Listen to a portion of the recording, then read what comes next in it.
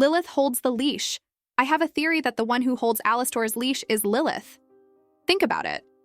She's been gone for 7 years, and Alastor has been gone for 7 years too. And Alastor wanting to help with a night at the hotel means he's trying to get Charlie to free him from her mother, or, hopefully, find a way to free himself. That's why he looked so desperate to make a deal. A little theory. So, if you become something you hate when you go to hell, like Husk became a cat because he hates cats, does that mean that Nifty, when she was alive, was something like a 7-foot gothic Amazon? Seeing how she is now small and brightly colored, it would be logical for it to be so. Maybe it was Lucifer who made Eve pregnant. Could it be that Lucifer impregnated Eve and is the father of humanity? And this is an actor's theory that makes sense. Here are some arguments we discussed. Although Lucifer already loved Lilith when he gave Eve the apple, nothing prevents them from being a non-monogamous couple, which is not surprising since they said he had different ideas. Or that Lucifer cheated on Lilith, and this is the cause of the breakup. If this is the case, I will cry because Lucifer is my comfort character. He said he had sex with Eve in the final battle, but never specified when he did it. Adam always says he is the primordial member, so it would be funny if the father of humanity was actually Lucifer. Adam got a place in heaven only because he is the father of humanity. If Lucifer really is the father, he could fulfill his dream of escaping from hell. Another Alastor theory about several of his actions. So I have a theory with whom Alastor made a deal for his soul and why he did not make a deal for Charlie's soul. When he was wounded, he went to this underground place. Maybe it's another hell layer we haven't seen in Hazbin Hotel or Hell of a Boss?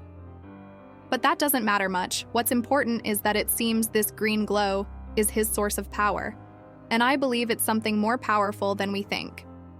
My theory is that it's not Lilith or some other more powerful ruler, but an essence of evil. This could be the main villain of hell and heaven. In the first episode, it is said that heaven has shielded everyone from evil. This could be some forgotten dark god of pure darkness, while angels were pure light. And now this evil is hiding deep underground in hell as it is closest to heaven. We know that white gold symbolize angelic beings and red-black demonic beings, but this mysterious source of power is symbolized by the green color. And the green color was often used in old cartoons as the color of evil power. That's my theory. Alastor made a deal with a very powerful ancient entity that feeds on his deals. This is the reason why his wings are cut off. Every time he makes a deal for a soul, he only gets weak souls, while the stronger and more powerful souls go to this entity. Maybe that's why he didn't make a deal with Charlie because of her soul, because he knew that her soul would go not to him, but to this entity. Cannibal City. Since Alastor is a cannibal, and Rosie and he are such good friends, do you think he was the head of Cannibal City before he disappeared 7 years ago? Maybe he left Rosie in charge and was genuinely impressed with the changes she has made since he was gone? Or maybe she took over after he left out of respect, like holding on for him until he returned? This is just a thought. But Alastor seemed more comfortable in the city of cannibals than sinners who are not cannibals. And I wonder if this was his homeland. He doesn't seem to begrudge Rosie her power over it. But given that he went straight to her when Charlie needed an ally, and how easily Rosie agreed, it's interesting if they have some agreement regarding the city of cannibals. Theory for Season 2. So far we've seen the main cast of Season 2, consisting of the main heroes and antagonists. For our heroes we have Charlie, Vivziepop, Angel Dust, Cherry, Husk, Nifty, Alastor, Lucifer, and possibly Serpentius, because he died but resurrected as redeemed. As for the villains, we have Lute, Valentino, Lilith, Vox, Sarah, the other exorcists, and this is my theory. Eve. While we got a teaser of Adam's wife, Lilith, who was a villain in the second season, and she also appeared in the pilot and episode 1. We've seen little of Eve, Adam's other wife, and my theory is that it will turn out that the deal that drives Alastor mad with its restrictions was made between him and Eve, and his dust was to infiltrate the hotel, and not let it become powerful so that Evie could strike at Lucifer, and this would also make Alastor's feats of power more believable, as he just showed up one fine day and started taking out overlords, and I'll explain this by his deal with Eve involving the capture or killing of one or more members of the Morningstar family. The best practice for this would probably be overlords, and this could also give Alastor some time to master his abilities. The only remaining plot hole is how she could have given him this power. To which I will answer that the apple of Eden, although it lost him, still got from him what we definitely do not know. But it must have been dangerous, considering the punishment for it. Also, if I wanted to go very far, I could say that Sarah could be Eve, because they look alike, but this is probably too far-fetched, elegant theory. So, I'm watching a video about how cleverly psych, and I came up with something. Nifty presumably died when she was 22 years old in the 1950s, as evidenced by Viv and Nifty's poodle skirt and clean freak habit. What if Nifty dies from a problem with something like OCD, like she had an obsession with cleaning and sewing, as described in the wiki? And also the fact that Angel had to drag her away from the chemicals, and the fact that she had to be reminded that she was in the club. Maybe she has a weakness for bad guys because she likes the idea of being the perfect wife. Maybe she was raised very strictly to be a housewife and was abused to such an extent that she may have gone numb from it.